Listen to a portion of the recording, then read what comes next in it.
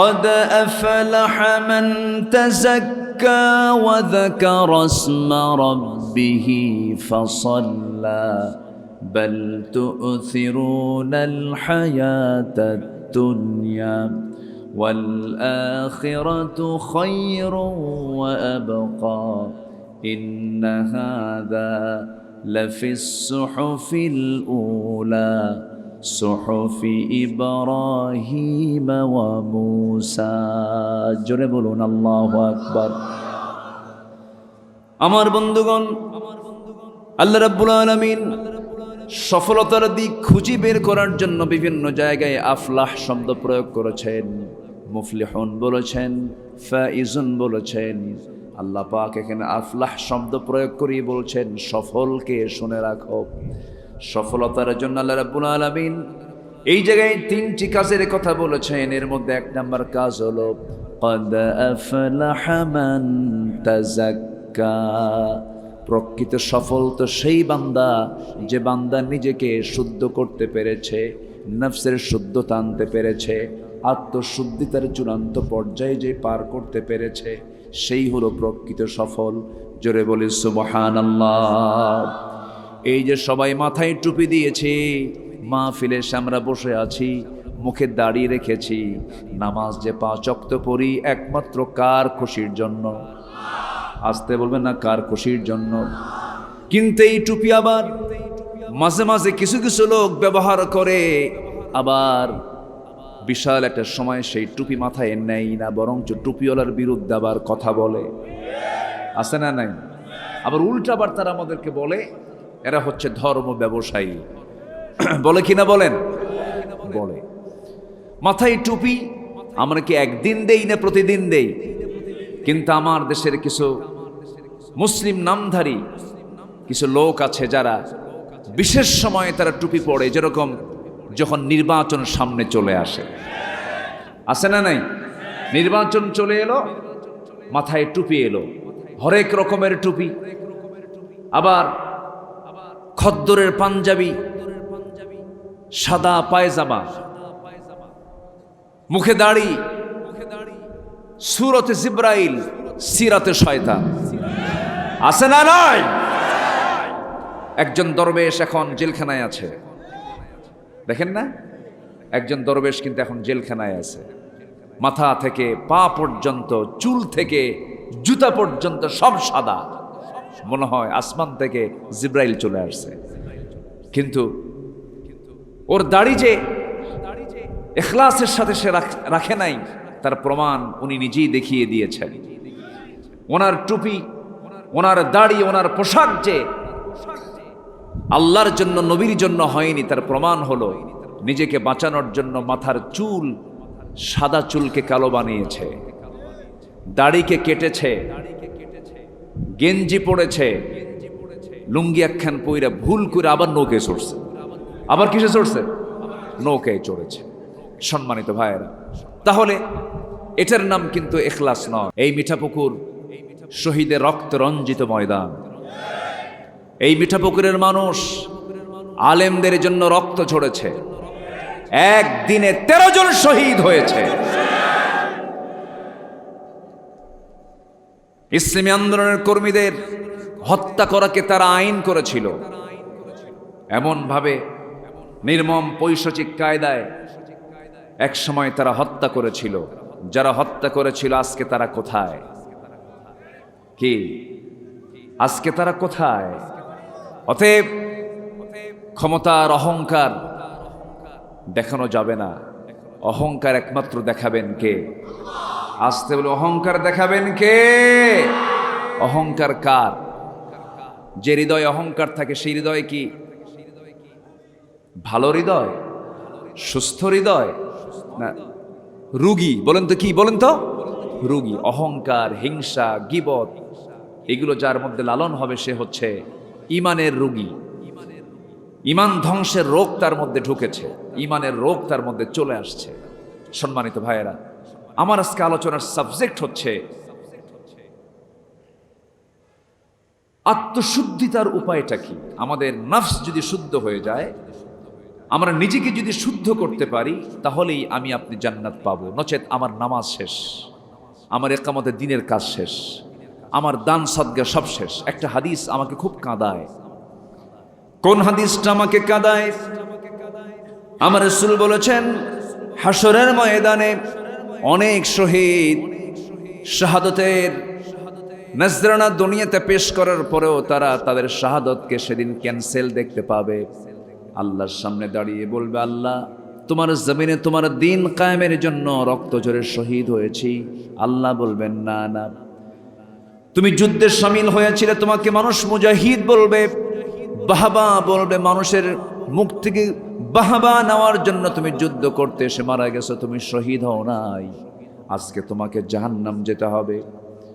অনেক বড় বড় দানবীর ধরা খেয়ে যাবে।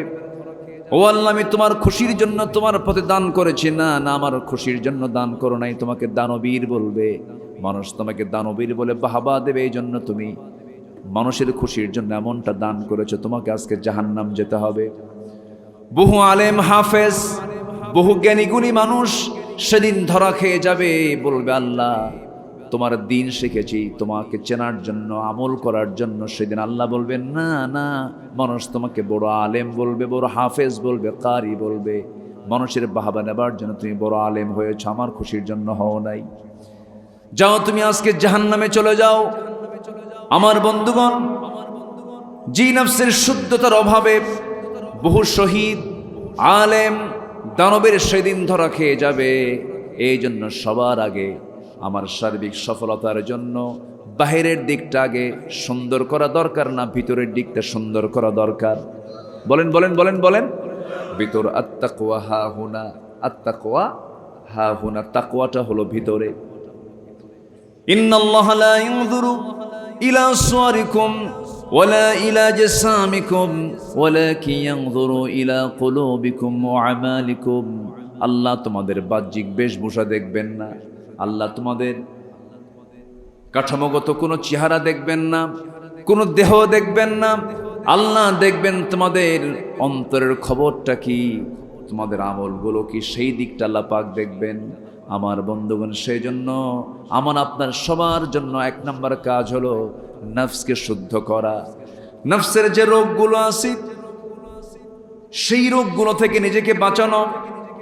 নফসের রোগ আছে না নাই? হিংসা করা কিসের রোগ? বলেন বলেন বলেন। অন্যজন জমি কেনে, একজন জমি কেনে, জমি বাড়াচ্ছে, আরেকজনের ঘুম হয় না। এরকম লোক তো মনে হয় মিঠা পুকুরে নাই। আসতে বলে, মিঠা পুকুরে আছে? আছে। জমি কেনে আর এইদিকে তার ঘুম হয় না, অশান্তি হয়, দোয়া করে আল্লাহ ওর জন্য ধ্বংস হয়। আছে কিনা বলেন? একজনের ছেলে মাস্টার্স পাস করেছে, বিসিএস ক্যাডার হয়েছে, অথবা ভালো কোনো পজিশনে চলে গেছে, হিংসায় মরে, হিংসায় জ্বলে। এই জাতীয় প্রবলেম যে নফসের মধ্যে পড়েছে, যে নফসের মধ্যে ঢুকেছে, এটাই হলো মানে চরম রোগীতে, চরম রোগে আক্রান্ত সেই নফস। ঠিক কিনা বলেন? এই রোগগুলো থাকা যাবে না, এই রোগগুলো হওয়া যাবে না।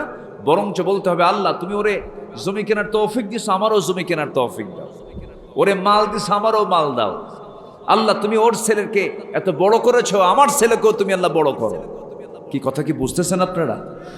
এই উদারতা, এই চিত্তের সৌন্দর্য আজকে সমাজে না থাকার কারণেই আজকে সমাজে হিংসা বেড়েছে। হিংসা আছে যেখানে, খুন আছে সেখানে। ঠিক কিনা বলেন? লোভ আছে যেখানে, সেখানেই ফিতনা সৃষ্টি হয়ে যায়, হট্টগোল সৃষ্টি হয়ে যায়। আত্মার ব্যাধি কি? লোভ। আত্মার ব্যাধি হলো গোসা, রাগ, ক্রোধ। আত্মার ব্যাধি হলো মিথ্যা কথা বলা, গীবত করা, হিংসা করা, কৃপণতা করা, লোক দেখানো, এরপরে নিজের পছন্দই পছন্দ, অহংকার করা, পরশ্রীকাতরতা, সম্পদের অতি আসক্তি, সম্মানের লোভ। আমারে অমুক পদ দিলে কত না ভালো হতো। সম্মান পদের লোভের জন্য টাকা দিয়া পদ কেনা, আছে না নাই? যে দলে টাকা দিয়া পদ কেনা যায় সেই দলের মুখে আমরা থুতু মারি। এগুলো হচ্ছে নফসের রোগ। আমার মনে হয় রাগ করতেছেন আপনারা, রাগ করতেছেন না তো? কোনো রাগ নেই, এই সমস্ত কথাগুলো কি বলার দরকার আছে ভাই? এগুলো কথা বলার দরকার আছে। এই কথাগুলো আমার আপনার জীবনকে পরিবর্তন করে দেবে। একজন ব্যক্তি উঠবেন না, আমি কিছু লক্ষ্য করছি, দু একজন করে একটু ওঠার চান্স নিচ্ছেন। শয়তান তো মনে হয় মিঠা পুকুর চেনে না। হ্যাঁ, শয়তান কি মিঠা পুকুর চেনে? আদম এবং হাওয়া আলাইহিস সালামকে অ্যাটাক করেছিল শয়তান। কোন জায়গায় বলেন তো? কোথায়? জান্নাতে। জান্নাতে যদি শয়তান গিয়ে আমার বাবা আদম মা হাওয়াকে যদি ওয়াসওয়াসা দিতে পারে, ফাওয়াসওয়াসা লাহুমা, জান্নাতে গিয়ে যদি দিতে পারে, সেই ইবলিস শয়তান তো মিঠা পুকুর একদম চেনেই না। চেনে কিনা বলেন? শয়তানের এখানে এজেন্ডা হচ্ছে, শয়তানের টার্গেট হলো এই জায়গা থেকে এনিওয়ে বান্দাকে তুলে নিতেই হবে। এটা হচ্ছে শয়তানের এজেন্ডা। আমরা কেউ উঠবো না, আমরা শেষ অবধি আমরা মনোযোগ সহকারে শুনে দোয়ার মধ্য দিয়ে আমরা এখান থেকে বিদায় নেব। আর কোনো বাধা নাই। বাধা দেওয়ার যিনি ছিলেন তিনি এখন দিল্লি গিয়ে বসে আছেন, ঠিক কিনা? দিল্লি থেকে যদি ফেরত আসতেই চান, গোটা পৃথিবীতে পাচার করা টাকা দেশে ফেরত দিয়ে এরপরে দেশে আসুন। বাতিলদের মোকাবেলা করতে রাজি আছেন কারা কারা? হাত উঁচু করে দেখান মুসলমান।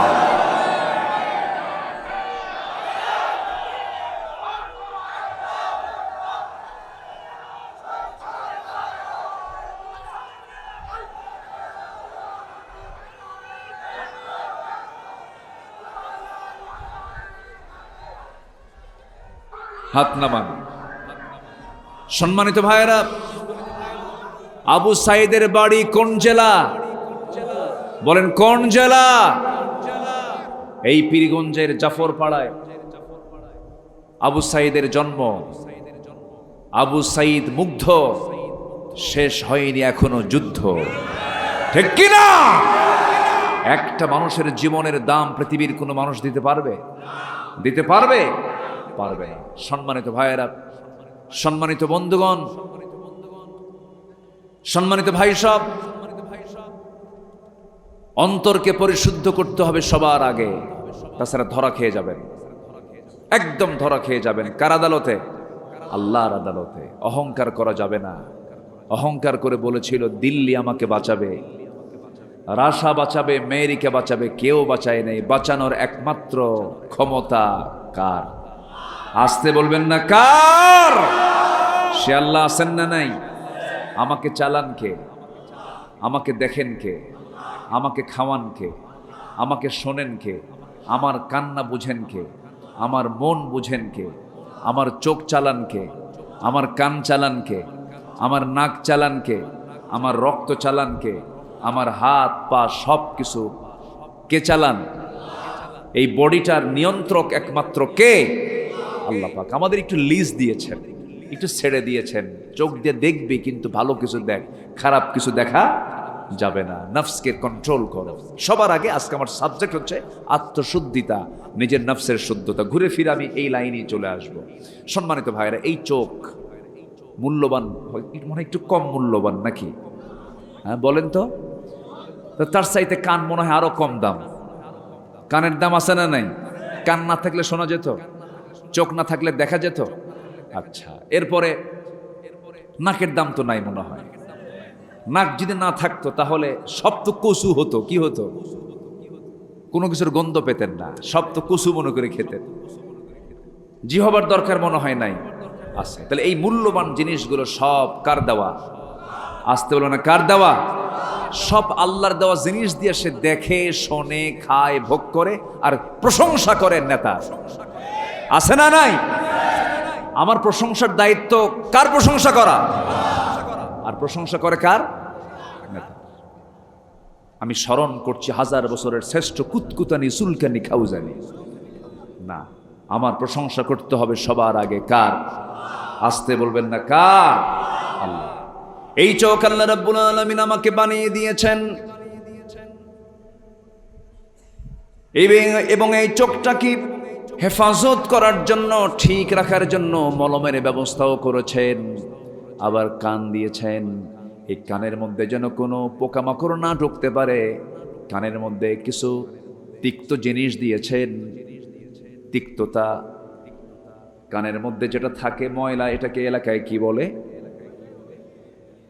বলেন ভালো করে? একটা শব্দ আছে তো, খৈলা। হ্যাঁ, এই তো বললি তো হয়ে যায়, খৈলা। এই যে খৈলা কানের মধ্যে কে দিয়েছেন? আসতে বলবেন না, কে দিয়েছেন? আল্লাহ রাব্বুল আলামিন দিয়েছেন। কেন? এটা হলো তিক্ততা, এর মধ্যে কোনো স্বাদ নাই। হঠাৎ করে যদি কোনো পিঁপড়া, কোনো পোকামাকড় যদি ভিতরে ঢুকতেও নেয়, ওই তিক্ততা যখন তার মুখের মধ্যে ঢুকতে নেয়, সে ওখান থেকে বের হয়ে আসে। আল্লাহ পাক আস্তেই করে বান্দার কানকে আল্লাহ পাক তিক্ত খোল দিয়ে রেখে আল্লাহ পাক এটাকে হেফাজত করেছেন। একই বডিতে আমার চোখের দিকে যান। চোখের পানি মিঠা না লবণ? বলেন, চোখের পানিটা মিঠা না লবণ? লবণ পানি। একই দেহের মধ্যে দেখেন, কানটা হলো তিক্ততা দিয়ে ভরা, আবার চোখটাকে আল্লাহ রাব্বুল আলামিন লবণ খরা পানি দিয়ে এটাকে ভাসিয়ে রেখেছেন। যে কোনো জীবাণু ধ্বংস করার জন্য মিঠা দরকার না লবণ দরকার? লবণ দরকার। লবণ দিয়ে আল্লাহ পাক চোখটাকে স্থায়ী অয়েন্টমেন্টের ব্যবস্থা করেছেন, মলমের ব্যবস্থা করেছেন, চোখ যেন নষ্ট না হয়। এরপরে এই যে জিহ্বা আল্লাহ রাব্বুল আলামিন দিয়েছেন, জিহ্বাকে ভিজায় রেখেছেন, সিক্ত করে রেখেছেন। জিহ্বাকে যদি আল্লাহ পাক ভাটায় রেখে দিতেন, জোয়ার যদি না দিতেন, মানুষের কথা বলতে, কথা মুখ থেকে বের হতো না। মানুষের গলা শুকে যেত, মানুষ মরে যেত। 24 ঘন্টা আমার আপনার জিহ্বাকে যিনি সিক্ত রেখেছেন লালা দিয়া, তিনি আমার কে? সে লালার স্বাদ কেমন? তিতা, মিষ্টি না কি? বলেন তো কি? মিষ্টি। মিষ্টি লাগে, লালা মিষ্টি লাগে? মিষ্টিও না, কোনো স্বাদই নাই। কোনো স্বাদ আছে? কোনো স্বাদ নাই। আচ্ছা, কষ্ট পাচ্ছেন নাকি আপনারা? তাহলে লালার কোনো স্বাদ নাই। কেন স্বাদ নাই? কারণ ওটার যদি স্বাদ থাকতো, কোনো স্বাদ এসে এখানে মজা পেত না। পুঁটি মাছ এসে স্বাদ পেত না, পুঁটি মাছের স্বাদ পাওয়া যেত না। বল মাছ এসে বল মাছের স্বাদ পাওয়া যেত না। এটাকে স্বাধীন করে লালা জিহ্বাকে সিক্ত করে রেখেছে। যখন কোনো খাবার চলে আসে তখন স্বাদ সে পাওয়া শুরু করে। সুবহানাল্লাহ বলবেন না? তাহলে একই দেহের ভিতরে জিহ্বার লালার কোনো স্বাদ নাই, চোখটা লবণ, আবার কানটা কি তিক্ত, তিতা করে আল্লাহ পাক কানের ভিতরে আল্লাহ পাক সিকিউরিটি দেওয়ার জন্য সুন্দর করে যেখানে যা দরকার তাই করে দিয়েছেন। সুবহানাল্লাহ বলা যাবে না? প্রতি মিনিটে মানুষ গড়ে 15 থেকে 20 বার পলক ফেলে। এই পলক শুধু পড়েই না, বরং প্রতিটি বার পড়ার সময় অশ্রু থেকে লিকুইড ছড়িয়ে দেয় পুরো চোখে। এর ফলে চোখ থাকে আর্দ্র, ধুলাবালি, ক্ষতিকর জীবাণু থেকে মুক্ত থাকে। পলক হলো চোখের প্রাকৃতিক ওয়াইফার, যা ঘুমের মধ্যে চোখের সুরক্ষা নিশ্চিত করে। প্রতিদিন আমাদের চোখে গড়ে 1 মিলিলিটার অশ্রু তৈরি হয়। 1 মিলিলিটার, যা স্বচ্ছ অথচ অত্যন্ত কার্যকর এক তরল পদার্থ। এই অশ্রুর মধ্যেই থাকে লাইসোজাইম নামের এক প্রাকৃতিক অ্যান্টিবায়োটিক, যা চোখকে ব্যাকটেরিয়ার আক্রমণ থেকে রক্ষা করে। যখন হৃদয় বেদনায় ভরাক্রান্ত হয় বা আত্মা আল্লাহর ভয় ভালোবাসায় কাঁপে, সেই সময় সেই অশ্রু গড়ে গালের উপর দিয়ে গড়ে পড়ে যায়। এই অশ্রু আবার চোখের বাইরের অংশে পুষ্টি, অক্সিজেন সরবরাহ করে। কারণ কর্নিয়াতে রক্তনালী থাকে না, তাই চোখের জল চোখকে রক্ষা করে শুকিয়ে যাওয়া, ক্ষয়, ব্যাকটেরিয়ার সংক্রমণ থেকে। আল্লাহু আকবার বলবেন না? আমাদের এই 2 চোখে প্রায় 27 কোটি 40 লাখ ফটো রিসেপ্টর নামক নিয়োজিত শ্রমিক আল্লাহর হুকুমে কাজ করে যাচ্ছে। আমার আপনার চোখের কাজ তারা করে যাচ্ছে। যখন আলো আপনার চোখে গিয়ে পড়ছে, যখন ফটো রিসেপ্টরের কাছে চলে যাচ্ছে, তখন ফটো রিসেপ্টর তাকে প্রসেসিং করে আপনার অপটিক নার্ভে পৌঁছে দিচ্ছে। সেখান থেকে ইলেকট্রিক ইম্প্যালেন্সের মাধ্যমে সেটা আমাদের ব্রেইনের অক্সিপিটাল ল্যাবে চলে যাচ্ছে। ফলে আমরা দেখতে পাচ্ছি, এই যে অপটিক নার্ভের কথা শুনলাম, আমরা শুধুমাত্র এখানেই 7 লক্ষ থেকে 70 লক্ষ তারের মতো ফাইবার রেখেছেন আল্লাহ রাব্বুল আলামিন এই চোখের ভিতরে। জোরে কোন সুবহানাল্লাহ। আমার বন্ধুগণ, এত দামি একটা জিনিস, এই চোখ প্রায় 1 কোটি ভিন্ন ভিন্ন রং সে দেখতে পারে। এমনও রং পৃথিবীতে আছে যে রং আমাদের চোখে এখনো পড়েই নাই। যেরকম সুবহানাল্লাহ। আল্লাহ বান্দাকে সুন্দর করে 1500 বছর আগে বলছেন, বান্দা আমাকে চেনার জন্য আমি তোমাকে বলছি, আলাম নাজআল লাহু আইনাইনি ওয়া লিসানান ওয়া শাফাতাইনি ওয়া হাদাইনাহুন নাজদাইন। বান্দা আমি তোমাকে টানা টানা 2টা চক্ষু দিলাম, সুন্দর 2টা চোখ দিয়েছি। কে বলছেন বলেন? পৃথিবীর কেউ কে আমাকে দিয়েছে নাকি? এত সুন্দর চক্ষু দিলাম। ওয়ালিসানান ওয়া শাফাতাইনি ওয়া হাদাইনাহুন নাজদাইন। জিহ্বা দিয়েছি, 2টা ঠোঁট দিয়েছি, কত সুন্দর স্বাদ করে দিয়েছি। কানের মধ্যে শ্রবণ কোষ 1 লক্ষ 2 লক্ষ শ্রবণ কোষ দিয়েছি। জিহ্বার ভিতরে 3000-এরও বেশি স্বাদ করে দিয়েছি। কোন খাবার তুমি নিবা? সমস্ত খাবারের স্বাদের বিভিন্ন ভিন্নতা আমি তোমার জিহ্বার মধ্যে দিয়েছি। অতএব যখন শুরু করবে বলবে বিসমিল্লাহ, শেষ হবে বলবে আরো জোরে, আরো জোরে আলহামদুলিল্লাহ। আমার বন্ধুগণ, আল্লাহ শুধু সৃষ্টি করি ক্ষান্ত হন নাই, এটাকে টিকসই করে রেখে দিয়েছেন। আমার বন্ধুগণ, আমার আপনার শরীরের ভিতরে যত অঙ্গ প্রত্যঙ্গ আছে, প্রত্যেকটা অঙ্গ প্রত্যঙ্গের গুরুত্ব আছে না নাই? আজকে সকালবেলা আমার এক বন্ধু 2009 সালে একসঙ্গে হজ করেছিলাম। আতিক তার নাম, গ্যান্ডারিয়া তার বাড়ি। একসঙ্গে হজ করেছি 2009 সালে, ফার্স্ট হজ করেছি। হঠাৎ করে বন্ধু আমাকে ফোন দিয়ে সালাম দিয়ে বলছে, বন্ধু কেমন আছো তুমি? ভালো আলহামদুলিল্লাহ। আমি বলতেছি, ভাই তুমি কেমন আছো? বলতেছে, প্রতি সপ্তাহে 3টা বার 2টা কিডনি আমার ডায়ালিসিস করা লাগে। সপ্তাহে কয়বার? 3 বার। ডায়ালিসিসের যন্ত্রণা যে কত ভয়ঙ্কর। কিডনি 2টাই ড্যামেজ হয়ে গেছে, কিডনি 2টাই নষ্ট হয়ে গেছে। আমি তাকে বললাম, নষ্ট হয়েছে, এই যে ডায়ালিসিস লাগে কত টাকা পয়সা লাগে? বলতেছে, বন্ধু আমার লক্ষ লক্ষ টাকা মাসে মাসে আমার চলে যাচ্ছে, তবুও তুমি বাঁচতে পারি না, সুস্থ নই। এটা খাওয়া যাবে না, ওটা খাওয়া যাবে না, পানি খেতে হবে এত ছটাক, পানি খেতে হবে এতটুকু, এইরকম করে পরিমাণ দিয়ে দিয়েছে। পানিও ঠিক মতো খেতে পারি না, খাবারও ঠিক মতো খেতে পারি না। সেই ডায়ালিসিস করার জন্য যে ডায়ালিসিস মেশিন বিজ্ঞান আবিষ্কার করেছে, তার ওজন হলো 100 কেজি।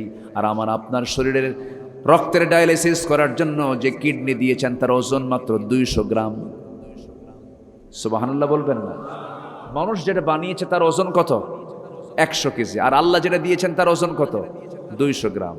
যদি এই 200 গ্রাম না দিয়ে যদি আমার আপনার বডি দুনিয়াতে পাঠানোর পরে আবার সেকেন্ড টাইমে যদি আমার আপনার কিডনির কাজের জন্য যদি 200 গ্রামের জায়গায় যদি 100 কেজি যদি 2টা কিডনি পাঠায় দিত, আপনি চলবেন না কিডনি চলবে?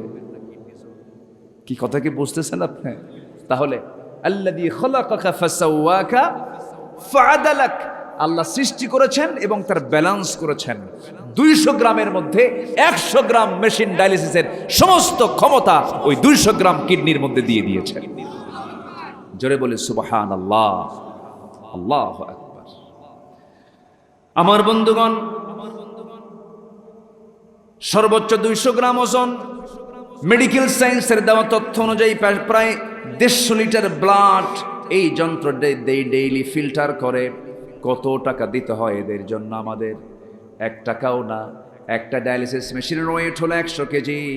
এই ডায়ালিসিস করার জন্য হাজার হাজার টাকা খরচ হয়ে যায়।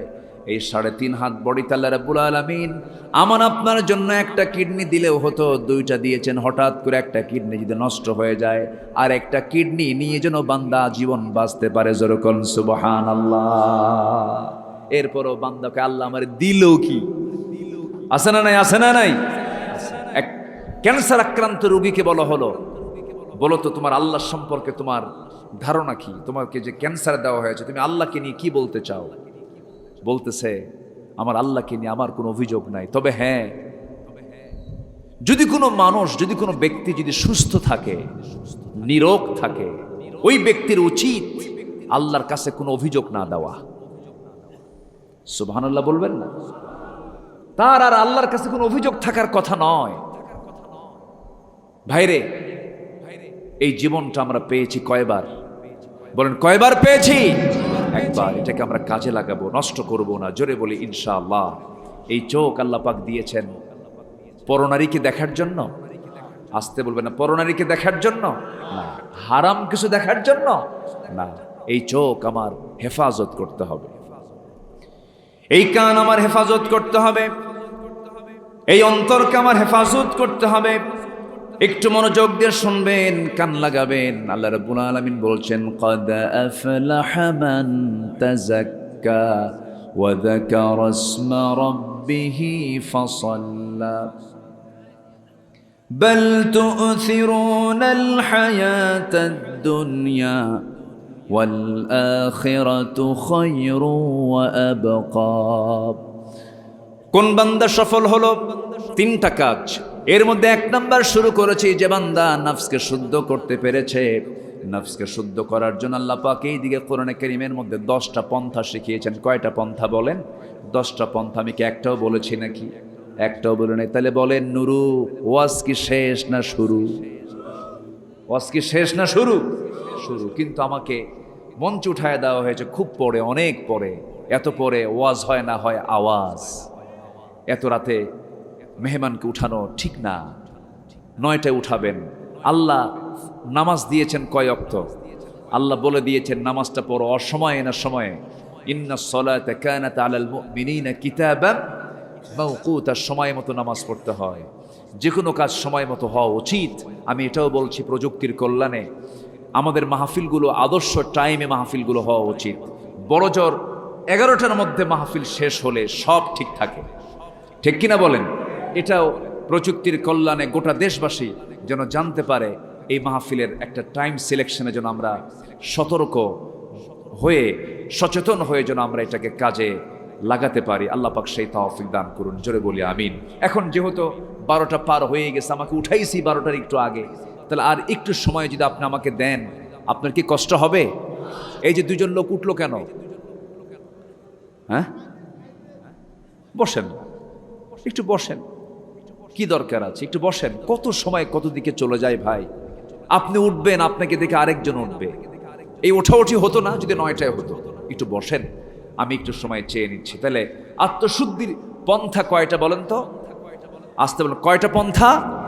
10টা। মুখস্থ করে যাবেন, কিন্তু এটা মাথায় রাখবেন নিজের জীবনকে শুদ্ধ করার জন্য। এই পরামর্শ কি আব্দুল্লাহ আল আমিনের না আল্লাহ? কার পরামর্শ? কার পরামর্শ? আত্মশুদ্ধ হতে চাও, আত্মশুদ্ধিতে আনতে চাও, আমি তোমাকে জানিয়ে দিচ্ছি কোরআন থেকে 10টা পন্থা অবলম্বন করো, তুমি সফল হয়ে জান্নাতের চাবি তোমার হাতে তুমি উঠায় নিবা। আমাদের শেষ, আমাদের পাওয়া হলো জান্নাত। সবাই কি জান্নাত পেতে চান? সবাই কি জান্নাত পেতে চান? কয় নাম্বার জান্নাত? কয় নাম্বার জান্নাত? নাম কি বলেন? জান্নাতুল ফেরদাউস। আহারে কি সুন্দর জায়গা! মন কখনো কল্পনাও করে নাই, চোখ কখনোই দেখে নাই, কখনো শোনে নাই এত সুন্দর জায়গার কথা। সেই জান্নাত আমার আপনার সামনে পড়ে আছে। 4টা নহর বেষ্টিত সেই জান্নাত। দুধের নহর, মধুর নহর, পানির নহর, শরাবের নহর সেখানে থাকবে। সেই নহর থেকে এই সমস্ত নহরের পানি, মধু, এগুলো পান করবে, জীবনের শক্তি ফিরে পাবে। কখনো বেরোকান সুবহানাল্লাহ।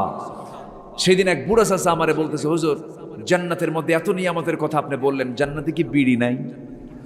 দেখেন কি চিন্তা, দেখেন এই পচা জিনিস জান্নাতে থাকলে কি জান্নাত থাকে? আর কোন, আমার তো মনে হয় পায়খানার যে গন্ধ তার চেয়েও পচা গন্ধ হলো এটার গন্ধ। ঠিক তো ঠিকই কইলেন, কিন্তু বিড়ি তো ঠিকই টানে। কি যে টানে! রংপুরে এটার আবাদ কম হয় না বেশি হয়? এটার ফ্যাক্টরি কম না বেশি? 2014 সালে রংপুরের কি যেন এলাকা, হারাগাছ, হ্যাঁ হারাগাছে আমাকে এক কমিটি দাওয়াত দিয়ে নিয়ে গেলাম। বলল হুজুর ওয়াজ শেষ হয়ে গেছে, দোয়ার আগ দিয়ে বলে, হুজুর একটু দোয়া করেন। কিসের? বিড়ি ফ্যাক্টরির জন্য। আমি তো বেকায় দিয়ে পড়ে গেলাম যে আমি এই দোয়াটা কেমনে করি। খুব হেকমত খাটায় বললাম, ভাই আজকে এই দোয়াটা থাক। সম্মানিত ভাইয়েরা, আবার বিড়ি তো খায়, আবার মাহফিল এসে প্রশ্ন করে, হুজুর বিড়ি খাওয়া কি জায়েজ আছে? মানে উনি জায়েজের চেষ্টায় আছে। যেটা শরীরকে ক্ষতি করে এটা কখনো জায়েজ হতে পারে না। ওয়ালা তুলকু বিআইদিকুম ইলা তাহলুকা, নিজকে তুমি ধ্বংসের দিকে ঠেলে দিও না। এটাও নফসের অসুখ, এটাও নফসের রোগ। এটাও কিসের রোগ বলেন? নফসের রোগ।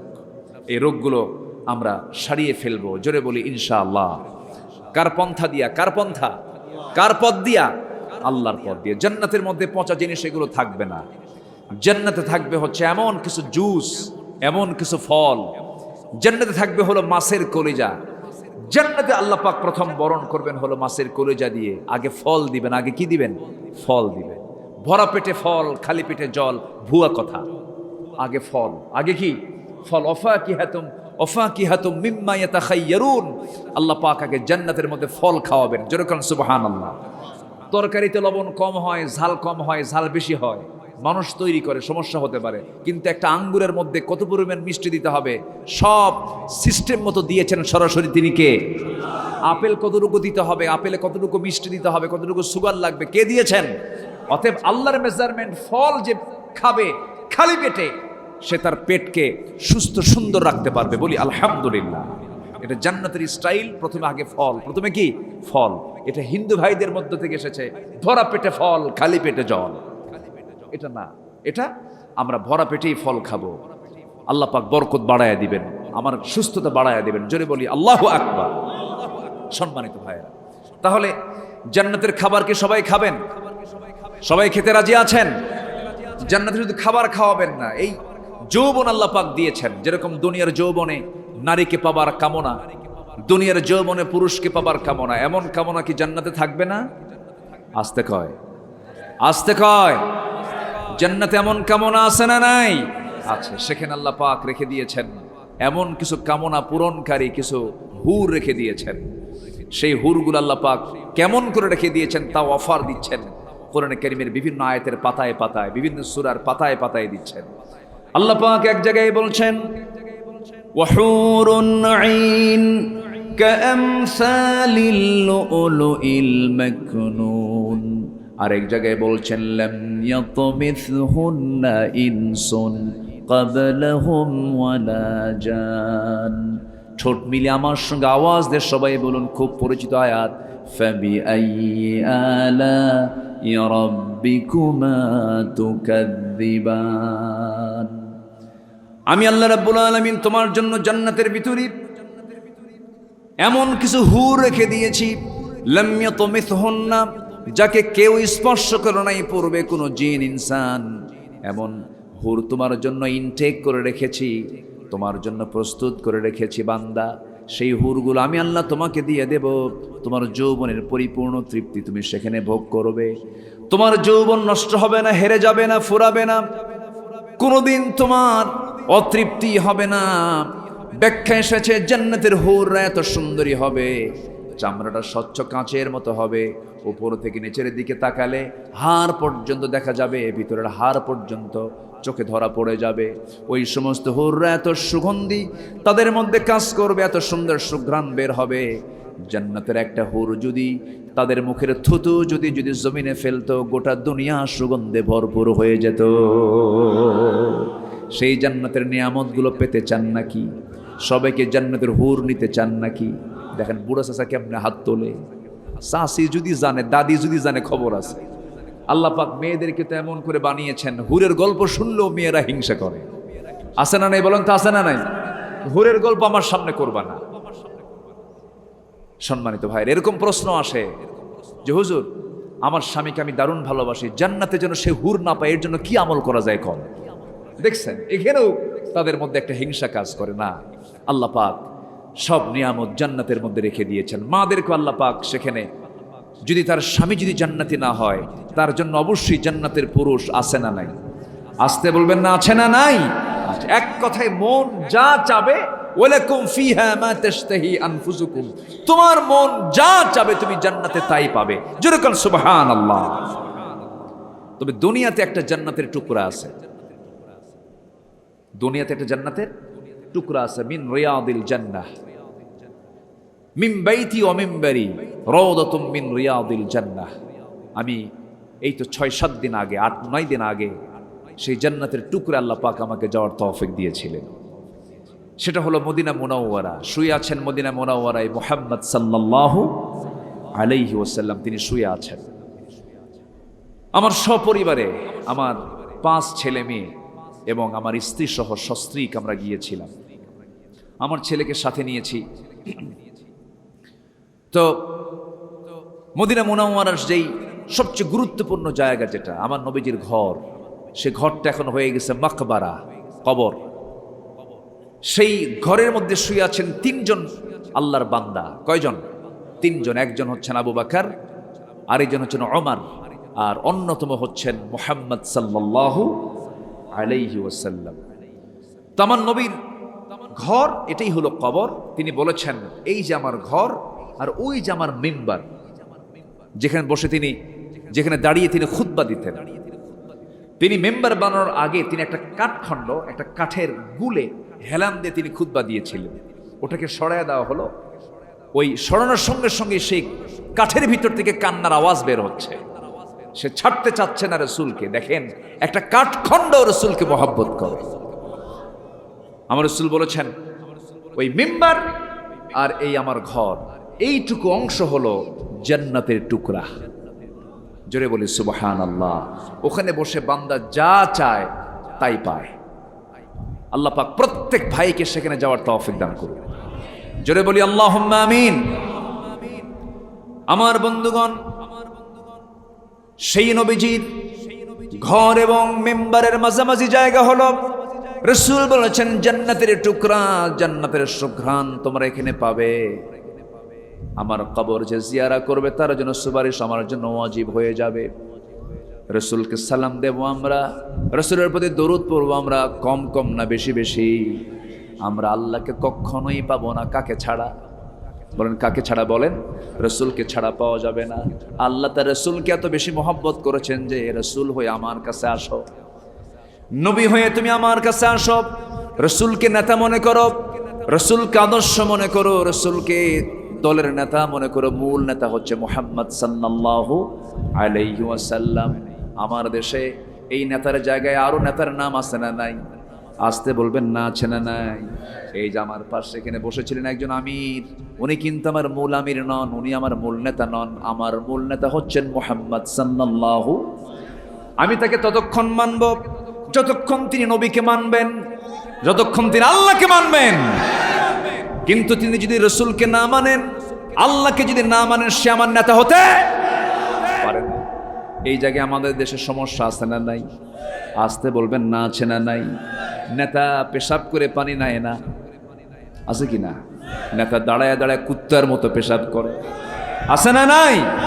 নেতা সারা রাত মদের বোতল নিয়ে বসে থাকে, নারীবাজি করে,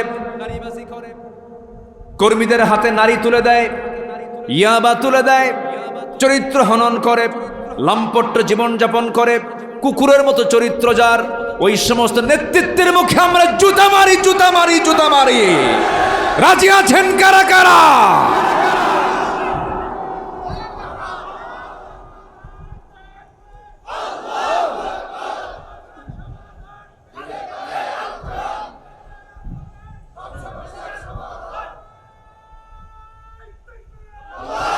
আমার নেতা তোমার নেতা। একটু সময়ে সময়ে সময় স্লোগান দিয়ে যেটা দরকার। আমার নেতা তোমার নেতা। আল্লাহ কবুল করুন। আরো জোরে আমিন। রসুলকে শুধু দাড়িতে মানবেন, মিষ্টি খাওয়াতে মানবেন, টুপি পড়ায় মানবেন, জুব্বাতে মানবেন, দুপুর পর ঘুম পারা সুন্নত এটা মানবেন। রসুলকে উহুদের ময়দানের যে ত্যাগ ছিল সেই সুন্নত মানবেন না। রসুলকে রাজনীতিতে মানবেন না, রসুলকে রাষ্ট্রনীতিতে মানবেন না। আপনি উম্মত নন, আপনি ভণ্ড, আপনি প্রতারক। ক্লিয়ার কথা? কি ভেজাল আছে কথায়? কথায় কোনো ভেজাল আছে? আমরা রসুলকে মানতে চাই এক জায়গায় না সব জায়গায়, এক জায়গায় না সব জায়গায়, সব জায়গায়। আমার নবীজি কি ছিলেন না? সব চরিত্রের তিনি আধার ছিলেন। আল্লাহ পাক তার চারিত্রিক সনদ নিজে দিয়েছেন। নুন ওয়াল কলামি ওয়া মা ইয়াসতুরুন মা আনতা বিনি'মাতি রাব্বিকা বিমাজনুন। وإن لك لأجرا غير ممنون وإنك لعلى خلق عظيم জোরে বলুন আল্লাহু আকবার। আরেক জায়গায় বলছেন লাকাদ কানা লাকুম ফি রাসূলিল্লাহি উসওয়াতুন হাসানাহ লিমান কানা ইয়ারজুল্লাহা ওয়াল ইয়াওমাল আখির ওয়া যাকারাল্লাহা কাসীরা। জোরে বলুন আল্লাহু আকবার। আল্লাহ পাক তার চারিত্রিক সনদ নিজেই দিয়ে দিয়েছেন। তিনি সব চরিত্রের তিনি আধার ছিলেন। কবিতা লিখতে লিখতে কবিতার ভাষা ফুরিয়ে যাবে, সাহিত্যিক তার সাহিত্য লিখতে লিখতে সাহিত্যের ভাষা ফুরে যাবে, শিল্পী তার তুলি দিয়ে আঁকতে আঁকতে রং ফুরে যাবে, অস্ত্র নষ্ট হয়ে যাবে, ভোঁতা হয়ে যাবে। আমার নবীর প্রশংসা করে শেষ করা যাবে না, তার চরিত্রের বর্ণনা করে শেষ করা যাবে না। কারণ আমার নবীর চরিত্রের বর্ণনা দিতে গিয়ে আল্লাহ রাব্বুল আলামিন তাকে আজিম শব্দ প্রয়োগ করে তাকে উচ্চকিত করেছেন, সম্মানিত করেছেন। ওয়া ইন্নাকা লাআলা খুলুকিন আযীম। হে রাসূল, আপনাকে যে যা বলে বলুক, আপনি হচ্ছেন সীমাহীন চরিত্রের আধার। জোরে কোন সুবহানাল্লাহ। কি ছিলেন না তিনি? কোন দিকটা আপনি চান? নবীজি নবুয়ত পান নাই, নবুয়ত পাওয়ার আগেই আমার নবীজি যেদিন নবুয়তের নূর নিয়ে জাবেলে নূর থেকে নেমে আসলেন, হেরা গুহা থেকে নেমে এসে ঘরের সামনে দরজায় দাঁড়ায় বলছেন জাম্মিলুনি খাদিজা, খাদিজা আমাকে বস্ত্র আচ্ছাদন করে দাও। লাকাদ খাশিতু আলা নাফসি, আমি শঙ্কিত আমার জীবন নিয়ে, মনে হয় বাঁচব না, আমি মরে যাব। কিন্তু জবাবে খাদিজা বলছেন আমার স্বামী, আপনি এত টেনশন করেন কেন? আপনি তো অসহায়ের পাশে দাঁড়ান, বিধবার পাশে দাঁড়ান, ইতিমের পাশে দাঁড়ান, আপনি মাজলুমদের পক্ষে কথা বলেন, মাজলুমদের সহায়ক হন। আপনার ক্ষতি পৃথিবীর কেউ করবে আমার এটা বিশ্বাস হয় না। আপনি চিন্তা করবেন না, আপনি মিথ্যা কথা বলেন না, আপনি আমানতের খেয়ানত করেন না, আপনার ভিতরে কোনো ক্ষোভ নেই, কোনো হিংসা নেই। আমি যতটুকু স্ত্রী হয়ে দেখেছি এই 14-15 বছর, আপনি আমার চোখে একজন মাটির মানুষ, খাঁটি মানুষ। বউ বলছে স্বামীর পক্ষে, সুবহানাল্লাহ। আমার নবীজি এই কথাগুলো শুনে এবার বলছেন খাদিজা শোনো, 15 বছর ধরে তোমার সঙ্গে আমার দাম্পত্যময় জীবন কাটিয়েছি, সন্তানের বাপ হয়েছি, মা হয়েছি, কিন্তু আজ পর্যন্ত আমার পরিচয় হলো আমি তোমার স্বামী, তুমি আমার বউ। কিন্তু আজকে নতুন করে একটা পরিচয় আমি তোমাকে দিতে চাই, আমি হলাম আল্লাহর নবী। খাদিজা কান্দেন আর চোখের পানি ফেলে ফেলে বলছেন স্বামী আমার, আপনি আমার স্বামী, কিন্তু আপনাকে সাধারণ মানুষ আমার কখনোই মনে হয় নাই, কারণ এমন চরিত্র সাধারণ কোনো মানুষের মধ্যে হতে পারে না। আপনি একজন নবী হবেন, আমি খাদিজা সাক্ষ্য দিচ্ছি, 100% সত্য কথা। যেরকম সুবহানাল্লাহ। কি চরিত্র আমরা পেয়েছি নবীর মাঝে, কি নেতা আমরা পেয়েছি। আমার নবীজি কোন এক যুদ্ধের ময়দানে রওনা দিয়েছেন, তরবারি গাছের ডালে ঝুলিয়ে রেখেছেন, শুয়ে পড়েছেন। এক শত্রু এসে তরবারি হাতের মধ্যে নিয়ে বলতেছে মুহাম্মদ তোমাকে বাঁচাবে কে? কে তোমাকে রক্ষা করবে? এই যে তরবারি হাতে নিচে মেরে ফেলবো। আমার নবীজি আল্লাহর প্রতি কি আস্থা ছিল, তৎক্ষণাৎ তিনি দাঁড়িয়ে গেলেন, আল্লাহ আমাকে বাঁচাবেন, আল্লাহ আমাকে হেফাজত করবেন। এমন সুন্দর করে যখন বলছিলেন, আল্লাহ তাকে সাহায্য করলেন। ওই কাফেরটার হাত থরথর করে কাঁপতে কাঁপতে তরবারি হাত থেকে পড়ে গেল। রসুল হাতে তরবারি উঠায় নিয়ে বলছেন, ও বান্দা, এখন তোমাকে কে বাঁচাবে? ও তো আল্লাহই জানে না। আমার জন্য কে যথেষ্ট বলেন? আসতে বলেন, কে যথেষ্ট বলেন? আল্লাহ যথেষ্ট। কি অবিচল আস্থা তার মধ্যে কাজ করেছে। মুসলমানদের বিজয় এসেছে শক্তি দিয়া, তরবারি দিয়া না, ঈমান দিয়া। ঈমান দিয়া। এখন আমাদের দরকার হলো নফসের শুদ্ধতা। আল্লাহ বিজয় দিয়ে দিবেন। জোরে বলি ইনশাআল্লাহ, জোরে বলি ইনশাআল্লাহ। হিংসা রাখবো না, লোভ রাখবো না, মানবিক দুর্বলতার সবকিছু জীবন থেকে মাইনাস করে ফেলবো। দেখবেন আল্লাহ আমার হাতে সবকিছু দিয়ে দিয়েছেন। সম্মানিত ভাইয়েরা, সম্মানিত বন্ধুগণ, বদর যুদ্ধের বিজয় এসেছে মুসলমানদের সংখ্যা দিয়ে নয়, মুসলমানদের অস্ত্র দিয়া নয়, মুসলমানদের তাকওয়া দিয়ে আল্লাহ পাক তাদেরকে বিজয় দিয়েছেন। জোরে বলি সুবহানাল্লাহ। শুহাদায়ে বদর এই তো কয়েকদিন আগে দেখে আসলাম, 14 জন সাহাবী শাহাদত বরণ করেছেন। কতজন সাহাবী? 14 জন সেখানে শুয়ে আছেন ইতিহাসের সাক্ষী হয়ে। শুহাদায়ে উহুদ ৭০ জন সাহাবী শুয়ে আছেন সেই শুহাদায়ে উহুদে। রাতের আধারে গভীরে গেলে দেখা যায়, এখনো অনুভব করা যায় সেই শুহাদায়ে উহুদের কবর থেকে কেমন যেন জান্নাতের ঘ্রাণ নাকে এসে স্পর্শ করছে। আমিও কিছু অনুভব করতে পেরেছি, আলহামদুলিল্লাহ বলেন। সেদিন রাত ৩টার দিকে আমি ওই দিক দিয়ে যাচ্ছিলাম, আমার কাছে মনে হচ্ছিল যেন জান্নাতের একটা সুঘ্রাণ এখান থেকে আমার নাকে এসে ধাক্কা খাচ্ছে। সম্মানিত ভাইয়েরা, সম্মানিত বন্ধুগণ, তারা সাক্ষী হয়ে দুনিয়া থেকে শাহাদত বরণ করে চলে গেছেন, বুঝিয়ে গেছেন যে আমাদের একমাত্র ভরসার জায়গা, একমাত্র আস্থার জায়গা কে? আর একটা আদর্শ হচ্ছে মুহাম্মদ সাল্লাল্লাহু আলাইহি ওয়াসাল্লাম। তাহলে এই নফসকে শুদ্ধ করার জন্য পন্থা 10টা কে শিখিয়েছেন? আমি কি একটাও বলেছি? না, 1 নাম্বার। তাহলে এখন চিন্তা করেন ওয়াজ শেষ করতে কত সময় লাগতে পারে? না দোয়া করে দেব? হ্যাঁ, আলোচনা চালাবো? বলি আলহামদুলিল্লাহ। এই জেলার রং আছে, আবার মিঠাও আছে। কি আছে? মিঠাও আছে। এই জেলার কি আছে? রং আছে, রংপুর। মিঠা আছে, মিঠা পুকুর। আচ্ছা, পুকুরটা কোথায়? হ্যাঁ, না না, পুকুরটা কোথায়? আছে, পুকুর আছে, পুকুরও আছে। তাহলে মিঠাও আছে, পুকুরও আছে। বলি আলহামদুলিল্লাহ। বাঁচার জন্য লবণ পানি দরকার না মিঠা পানি দরকার? গোটা দেশবাসী মিঠা পুকুর আসুক, এখানেই মিঠা পাওয়া যায়। আলহামদুলিল্লাহ। জায়গা দিবেন কেন? এই জন্য আল্লাহ পাক বৃষ্টির পানি দিয়েছেন এক জায়গায় না সব জায়গায়? সব জায়গায়। ওই বঙ্গোপসাগরের পানিকে আল্লাহ পাক ফিল্টারিং করে তুললেন, কোনো পাইপ দিয়ে না, পানি চক্রের মধ্য দিয়ে বাষ্পীয় আকারে তুললেন। তুলে বঙ্গোপসাগর থেকে একদম টেনে নিয়ে আসলেন হলো পঞ্চগড়ের কি তেতুলিয়ার সলিমুদ্দিমিয়ার 4 শতক ধুলায় মলিন জমিন। ওখান থেকে আল্লাহ পাক বাষ্পীয় আকারে ট্যাক্স দিছেন, খাজনা দিছেন।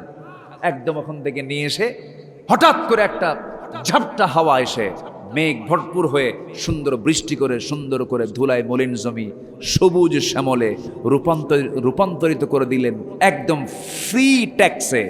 আলহামদুলিল্লাহ বলা যাবে না? সুবহানাল্লাহ বলা যাবে না? কে দিয়েছেন? কে দিয়েছেন? কে দিয়েছেন? আল্লাহ। তাহলে সব জায়গায় মিঠা, শুধু মিঠা পুকুরে এটা না, সব জায়গায় মিঠা আছে না নাই? মিঠা ছাড়া কোনো উপায় নাই, বাঁচার জন্য মিঠা লাগে। আর সমুদ্রের পানিকে লবণ করেছেন এই জন্য, সমুদ্রের পানি যদি লবণ না হতো, সব বর্জ্যগুলো, ময়লাগুলো সব জমা হয় সমুদ্রে। যদি লবণ না হতো, এটাকে প্রসেসিং করে এটা জীবাণুমুক্ত করা যেত না, আবহাওয়া নষ্ট হয়ে যেত। এই জন্য আল্লাহ পাক সমুদ্রের পানিকে আল্লাহ পাক লবণ করেছেন। জোরে বলি সুবহানাল্লাহ। আমার বন্ধুগণ, 1 নাম্বার হলো নফসকে শুদ্ধ করার জন্য 1 নাম্বার কাজ হলো কদ আফলাহা মান তাযাক্কা। নফসকে শুদ্ধ করার জন্য 1 নাম্বার কাজ হলো আন্তরিকভাবে খাঁটি মনে তওবা করা। আমরা তওবা করব কার কাছে বলেন? আমরা যা করেছি পাস্ট ইজ, কয় না এর কথা বলে না? পাস্ট ইজ পাস্ট, যা হয়েছে আল্লাহ মাফ করে দিও। চুরি করেছে আর জীবনে চুরি করব না। গম চুরি করে নেতার নেতৃত্ব মেনেছে আর গম চুরি করে নেতার পিছনে যাব না। কি রাজি আছেন সবাই? যা করেছি করেছি, সব দল বাদ দিয়া তওবা করে যদি আপনি খাঁটি মনে যদি আল্লাহর দলে আসতে পারেন, যারা আল্লাহর আইনকে সমাজে প্রতিষ্ঠা করতে চায়, আল্লাহর আইনকে রাষ্ট্রীয় পর্যায়ে কায়েম করতে চায়, সেই দলে যোগদান করুন, সেই দলে চলে আসেন, তওবা করে ফিরে আসেন। আপনি তওবা করবেন, আল্লাহ পাক আপনার জন্য জান্নাত বরাদ্দ করবেন। জোরে বলেন সুবহানাল্লাহ। আল্লাহ কাদেরকে ভালোবাসেন? আল্লাহ রাব্বুল আলামিন বলছেন, ইন্নাল্লাহা ইউহিব্বুত তাওয়াবিনা ওয়া ইউহিব্বুল মুতাতাহহিরিন। আর এই জায়গায় বলছেন التائبون العابدون الحامدون السائحون الراكعون الساجدون الآمرون بالمعروف والناهون عن المنكر والحافظون لحدود الله وبشر المؤمنين। জোরে বলুন আল্লাহু আকবার। বান্দা তওবা করো, তোমার গুনাহ যত বড় আমার রহমত তার চাইতে বেশি বড়। হঠাৎ করে ফিতনা আসতেই পারে, ওয়াসওয়াসা আসতেই পারে, গুনাহ হতেই পারে। একটা ইতিহাস মনে পড়লো, মাঝে মাঝে এই কথাটা বলি। ইতিহাস তো নতুন করে হয় না, ইতিহাস তো আগের ইতিহাসই থেকে যায়। বদর কয়টা? একটা। উহুদ কয়টা? একটা। কথা তো ঘুরে ফিরে একই জাতীয় কথাই তো আসতেই পারে। কোন এক মহিলার কথা আমার মনে পড়লো। এক মহিলা সাহাবী জেনা করেছেন, জেনার পর তার মধ্যে অনুতপ্ততা চলে আসছে, চোখের পানি ফেলে ফেলে কাঁদলেন। আমার বন্ধুগণ, জেনার ফলে তার মধ্যে চরম কষ্ট হচ্ছিল, অনুতপ্ততা আসছিল। নবীর কাছে চলে আসলেন, এসে বলছেন, ইয়া রাসূলুল্লাহ, আমি তো জেনা করে ফেলেছি। রাসূল বললেন, না তুমি জেনা করো নাই। সাহাবী, না হুজুর আমি জেনা করেছি। 3টি বার মানা করলেন, 3টে বার। তিনি বলছেন, না আপনি আমাকে যতই বাঁচানোর চেষ্টা করুন, সাক্ষীর প্রয়োজন না, আমি নিজেই সাক্ষী, আমি জেনা করে ফেলেছি। না তুমি জেনা করো না। হুজুর আমি জেনা করেছি। রাসূল বললেন, জেনার ফলে তোমার পেটে কোনো বাচ্চা এসেছে নাকি, কনসেপ্ট হয়েছে নাকি? হ্যাঁ, বাচ্চা চলে আসছে। রাসূল বলছেন, কোনো কথা নাই, যাও সন্তান ডেলিভারি করে আসো। এবার মহিলা বলছে, হুজুর যদি মরে যাই আমি তোমার জন্য দোয়া করে দিচ্ছি, যাও আল্লাহর কাছে চোখের পানি ফেলে ফেলে কাঁদো। সন্তান ডেলিভারি হওয়ার আগ পর্যন্ত সেজদায় পড়ে পড়ে কাঁদেন, চোখের পানি ফেলে ফেলে কাঁদেন, আল্লাহর কাছে তওবা করেন। সন্তান ডেলিভারি হয়ে গেল। একদিন পরেই, 2 দিন 3 দিন 4 দিন পর না, একদিন পরেই ওই মহিলা নবীর সামনে দাঁড়িয়ে বলছে, হুজুর সন্তান তো ডেলিভারি হয়ে গেছে, আপনি আমার উপর আইনটা কার্যকর করে দেন। 2য় দিন আসলেন তিনি। রাসূল বলছেন, সন্তান কি জীবিত না মৃত? সন্তান তো জীবিত। রাসূল বলছেন, হাউলাইনি কামিলাইন, কোনো কথা নাই, সন্তানকে তোমার দুধ পান করাতে হবে। আল্লাহ তোমার স্তনের মধ্যে তার খাবার রেখে দিয়েছেন, তার হক রয়ে গেছে, তাকে বাঁচাতে হবে, যাও। হুজুর বাঁচবো যে তার গ্যারান্টি কি? রাসূল বলছেন, আল্লাহ তোমার প্রতি রহমত নাজিল করুন, যাও। মহিলা আবার ব্যর্থতা নিয়ে চলে গেছে, চোখের পানি ফেলে ফেলে কান্দে। সন্তানের জন্য 6 মাসের মাথায় টোটালি দুধ বন্ধ করে অভ্যাস গড়ে তুললেন খাবারের, অন্য খাবার গড়ে তুলে সন্তানকে টোটালি দুধ বন্ধ করে দিয়ে নবীর সামনে এবার 3য়বারের মতো হাজির হয়ে বলছে, হুজুর আর দেরি করবেন না আমার ব্যাপারে, আমি আজকে 3য়বারের মতো আপনার কাছে আসলাম, আপনি আমার উপর আইনটা কার্যকর করে দেন। আমার বন্ধুগণ একটা প্রশ্ন করব, ওই মহিলা জেনা করেছে, তার শাস্তির জন্য পুলিশ তাকে ধরে আনলো না, নিজেই হাজির হলো? বলেন বলেন বলেন বলেন। প্রশাসন লাগলো না, জেলখানা লাগলো না, কিচ্ছু লাগলো না, বান্দা বান্দি নিজেই হাজির হয়ে আসামি হয়ে বিচারপতির সামনে বিচার চাইলো, একমাত্র কার ভয়ে? অতএব একটা জাতিকে ভালো করার জন্য জাতির মধ্যে দিতে হবে কার ভয়? কার ভয়ের শিক্ষা? আসলে কার ভয়ের শিক্ষা বলেন? কিসের শিক্ষা ঢোকা দিতে হবে? দুঃখজনক হলেও সত্য, অন্তর্বর্তীকালীন সরকার এসেছে আমার দেশে, বছর খানেক পার হলো, নতুন সরকার চলে এসেছে। আমরা যার নাম দিয়েছিলাম বিপ্লবী সরকার, কিন্তু একটা বিষয় আমরা হতাশ হয়ে যাই, সেই বিপ্লবী সরকার যদি নতুন করে এমন যেতেও কোনো আইন পাশ করে, কয়েকদিন আগে একটা প্রজ্ঞাপন জারি করেছে, গোটা দেশে কয়েক হাজার সঙ্গীতের শিক্ষক নিয়োগ দিয়েছে। আমরা এটাকে ধিক্কার জানাই। আসতে কন কেন? আসতে কন কেন? গান মানুষকে মুনাফিক বানায়। আল গিনা ও ইয়ামবুতুন নিফাক ফিল কলবি, গান মানুষকে তার অন্তরের মধ্যে নিফাকতা সৃষ্টি করে। যে সঙ্গীত মানুষকে মুনাফিক বানায়, সে সঙ্গীতের টিচার নিয়োগ দিয়েছে। আমরা দাবি করি এই মাহফিল থেকে, কোরআনের মাহফিল থেকে এই দাবিটা করছি, প্রত্যেকটি শিক্ষাঙ্গনে কোরআন শেখার জন্য কোরআনের শিক্ষক নিয়োগ করা হোক। জাতিকে ভালো করার জন্য জাতির মধ্যে ঢুকিয়ে দিতে হবে কিসের শিক্ষা? আসতে বলবেন না, কিসের শিক্ষা, কিসের জ্ঞান? কোরআনের জ্ঞান ঢুকিয়ে দিতে হবে। সম্মানিত ভাইয়েরা, আমাদের দেশের বিভিন্ন চিপায় চাপায় কিছু নাস্তিক চক্র এখনো লুকানো আছে না নাই? আসতে বলবেন না, আছে না নাই? ওরা কিন্তু ওদের অপকর্ম বন্ধ করে রাখে নাই, ওরা কিন্তু চুপ করে নাই। আমাদের চূড়ান্ত সিদ্ধান্ত নিতে হবে, কোন নাস্তিকদের কোন এজেন্ডা গোটা পৃথিবীর 2য় বৃহত্তম মুসলিম জনপদে বাস্তবায়ন হতে দেব না, দেব না, দেব না। সম্মানিত ভাইয়েরা, সম্মানিত বন্ধুগণ, তাহলে 1 নম্বর পন্থা হলো আমরা তওবা করব। রাজি আছেন তো সবাই? সবাই রাজি আছেন? ওই মহিলা নবীর সামনে হাজির হয়ে গেল, রাসূলের চোখে পানি। নবীর ভিতরে দয়া কম না বেশি? আসতে কয়, দয়া কম না বেশি? নবী আমাকে বেশি ভালোবাসেন না আমি নবীকে বেশি ভালোবাসি? বলেন। হ্যাঁ, অনেকে চুপ করে আছে। বলেন তো, নবী আমাকে বেশি ভালোবাসেন না আমি নবীকে বেশি ভালোবাসি? রাসূল আমার আলো আশা, রাসূল আমার ভালোবাসা, রাসূল আমার প্রেম বিরহের মূল আলোচনা, রাসূল আমার কাজে কর্মে অনুপ্রেরণা, রাসূল আমার ভালোবাসা। রাসূলকে না ভালোবাসলে কোনো কিছু হবে? হবে কোনো কিছু হবে? হবে না। সাহাবীদের দাম হওয়ার পেছনে এক নাম্বার কারণ হলো জীবনের চাইতে সাহাবীরা রাসূলকে বেশি ভালোবেসেছে। সম্মানিত ভাইরা, সাহাবীরা, ওই মহিলা সাহাবীর চিত্র দেখে রাসূল কাঁদতেছেন, চোখে পানি টলমল করছে। আমার নবীজি বললেন, সাহাবীরা এই মহিলাকে নিয়ে যাও, উন্মুক্ত মরু প্রান্তরে বুক পর্যন্ত পুঁতে রেখে তাকে পাথর মেরে শেষ করে দাও। হুকুমটা বান্দার না হুকুমটা আল্লাহর? কার হুকুম বলেন? এই জেনার মতো বড় বড় অপরাধ বুঝে আমার দেশে হয় না। আমার দেশে জেনার প্রমাণ হয়ে গেলেও তার শাস্তি হলো আমার দেশে 100 টাকা জরিমানা। কত জরিমানা? 100 টাকা। 100 টাকা জরিমানা দিলেই সব শেষ। অথচ জেনা যে সমাজে থাকবি, নতুন নতুন রোগ সেই সমাজে ছড়িয়ে পড়বে। এই জেনা মুক্ত সমাজ গড়ার জন্য একমাত্র দরকার হলো সমাজে কার আইন? আসতে বলবেন না, কার আইন দরকার? জেনা আছে যেখানে, নতুন নতুন রোগ আছে সেখানে।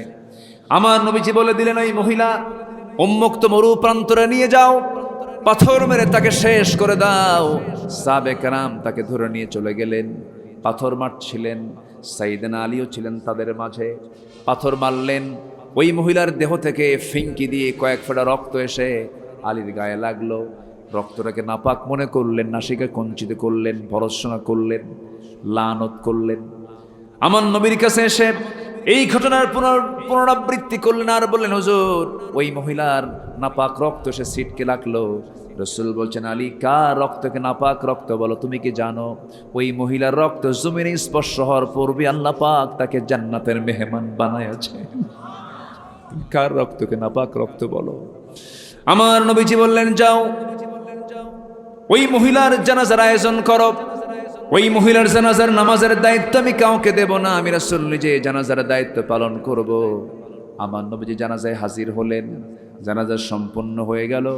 জানাজা যখন সম্পন্ন হলো, রাসূল কাঁদা কাঁদা কণ্ঠে বলছেন, সাহাবীরা শোনো, এই মহিলা জীবনের শেষ সময় পর্যন্ত যে পরিমাণ তওবা করেছে, এই তওবা যদি মদিনার 70 জন গুনাহগারদের মাঝে যদি বন্টন করা হতো, প্রত্যেকের গুনাহ মাফ করে মহান রব্বুল আলামিন প্রত্যেক 70 জনকে জান্নাত দিয়ে দিতে। এই জন্য তওবা করার দরকার আছে না নাই? তওবার করার সময় আমাদের এখনো আছে না নাই? আছে, তওবা করে নেব, যখন তখন তওবা করে ফেলবো আমরা। কারণ যে কোনো মুহূর্তে অচিন পাখি খাঁচা থেকে বের হয়ে যাবে, যে কোনো মুহূর্তে আমার জান কবজ হয়ে যাবে। ইদা আসবাহতা ফালা তানতাযিরিল মাসা ওয়া ইদা আমসাইতা ফালা তানতাযিরিস সাবাহ। সকাল পাবে, সন্ধ্যার অপেক্ষা করো না, সন্ধ্যা পাবে, ভোরের অপেক্ষা করবে না। কখন তোমার মালাকুল মউত চলে আসবে। এক বন্ধু আমার ছিল, সেই বন্ধুটা আর্মিতে চাকরি করতো, একই সমবয়সী আমরা। দীর্ঘদিন সে চাকরিজীবী, আর্মিতে চাকরি করে, বহুদিন দেখা হয়। আর বন্ধু কবরবাসী হয়ে গেছে। আমার বন্ধুগণ, একটু ভাবতে হবে, একটু গভীরে যেতে হবে, সেন্সটাকে ডেভেলপ করার চেষ্টা করতে হবে। আমি আপনি কেউ বাঁচবো না। আমার বয়সে কত বন্ধু বান্ধব আজকে দুনিয়াতে নাই। আমার বাপ নাই, আমার মা নাই, আমার দাদা নাই, আমার দাদি নাই।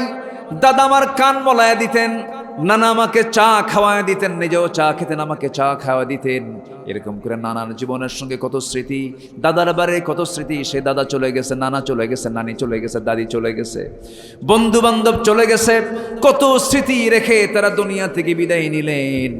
আমিও যাব, আপনিও যাবেন। কোন নবীরাও বাঁচে নাই, সব নবীরাও দুনিয়া থেকে বিদায় নিয়েছে। আমার রাসূল যখন দুনিয়া থেকে বিদায় নিলেন, পাগল সাহাবী ওমর পাগল হয়ে গেছে। ওমরে ফারুক রাদিয়াল্লাহু আনহুর কাছে এসে বলে, যদি কেউ বলে রাসূল মারা গেছেন, তরবারি বের করে বলেন, তোরে মেরে ফেলবো আমি, রাসূল মারা গেছেন। উনি বিশ্বাস করতে পারছিলেন না, মেনে নিতে পারছিলেন না। যে তার কাছে এসে তরবারি উঁচু করেন, পাগলের মতো হয়ে গেছেন। ওমরে ফারুকের মেধা ঠিক নাই, ব্রেন ঠিক নাই, নষ্ট হয়ে গেছে। রাসূলকে দারুণ ভালোবাসতেন তিনি, প্রচন্ড শকড হয়েছেন তিনি। সাইয়েদনা আবু বকর সিদ্দিক রাদিয়াল্লাহু আনহু আস্তে করে তাকে গিয়ে ধরে বলছেন, ওমর শান্ত হও, একটা আয়াত শোনাই। কি আয়াত বলো? ওয়ামা মুহাম্মাদুন ইল্লা রাসূল ক্বাদ খালাত মিন ক্বাবলিহির রাসূল। সাইয়েদনা ওমর ফারুক ঠান্ডা হয়ে গেলেন, একদম ঠান্ডা হয়ে গেলেন। ওমর ফারুক আমার নবীর প্রিয় সাহাবী সাইয়েদনা আবু বকরের হাতে চুম্বন করে তাকে খেলাফতের দায়িত্ব দিয়ে দিলেন।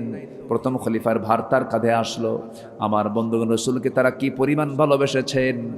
যখন ওমর ফারুক দুনিয়া থেকে বিদায় নেবেন, তার বিদায়ের সময় চলে এসেছে। তার সারা জীবন তার দোয়া ছিল, আল্লাহ আমি তোমার কাছে এটাই কামনা করব, তুমি আমাকে শহীদের মওত দিয়ে দিবা। আল্লাহুম্মা রযুকনি শাহাদাতান ফি সাবিলিক ওয়াজআল মাউতি ফি বালাদি রাসূলিক। এবং তুমি আমাকে নবীর শহরে মৃত্যু দিবা, শহীদ হিসেবে কবুল করবা এবং নবীর শহরে মৃত্যু দিবা। যুদ্ধ আর সেই সময় চলে না, মদিনার যুদ্ধ তো হওয়ার কথাও না, কিন্তু তার দোয়া কবুল হয়ে গেছে। একজন মুনাফিক, একজন আততায়ী, একজন বিপদগামী লোক তার নামাজের মধ্যে পিছন দিক থেকে সে ছুরিকাঘাত করেছে, রক্তাক্ত হয়ে তিনি জমিনে মদিনার মসজিদে লুটিয়ে পড়েছেন। রক্তাক্ত অবস্থায় তিনি পড়ে থাকলেন, মারা যাননি এখনো। আস্তে করে তার ছেলে আব্দুল্লাহকে ডাক দিয়ে বলছেন, আব্দুল্লাহ এইদিকে আসো, চলে যাও তো একটু কার কাছে, আয়েশার কাছে যাও, নবীর স্ত্রী আম্মা জান আয়েশার কাছে চলে যাও, গিয়ে বলো আমার বন্ধু আবু বকর নবীর পাশে শুয়ে আছে, আমার বড় শখ আমি আমার নবীর পাশে শুয়ে থাকবো। কি মোহাব্বত তাদের মধ্যে কাজ করেছে।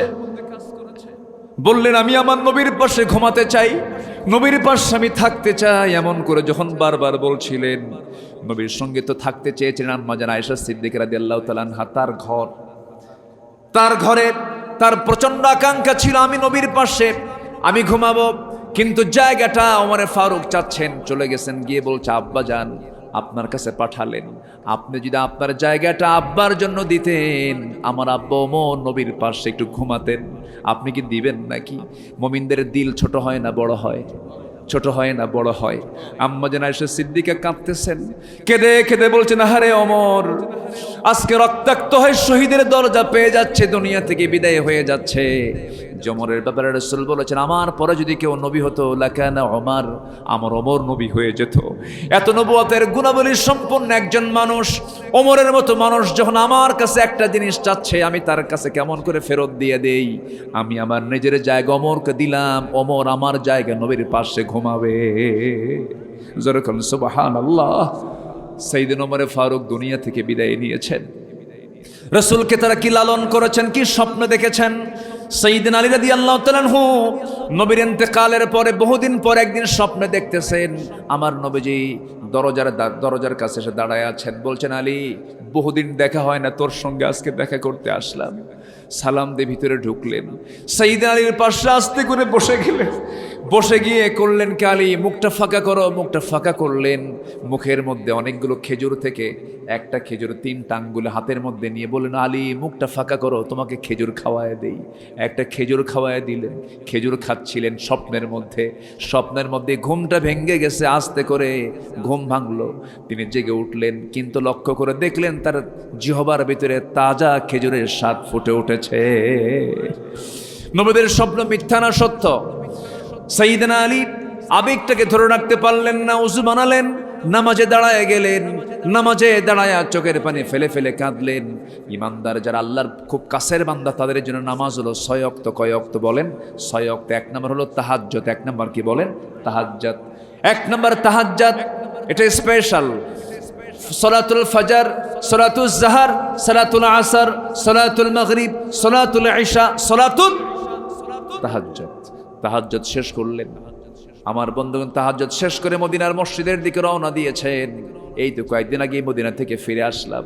যখন হাঁটতাম ভাবতাম রাসূল এই দিক দিয়ে হাঁটতেন, যখন চলতাম তখন ভাবতাম আহারে রাসূল এই দিক দিয়ে চলতেন।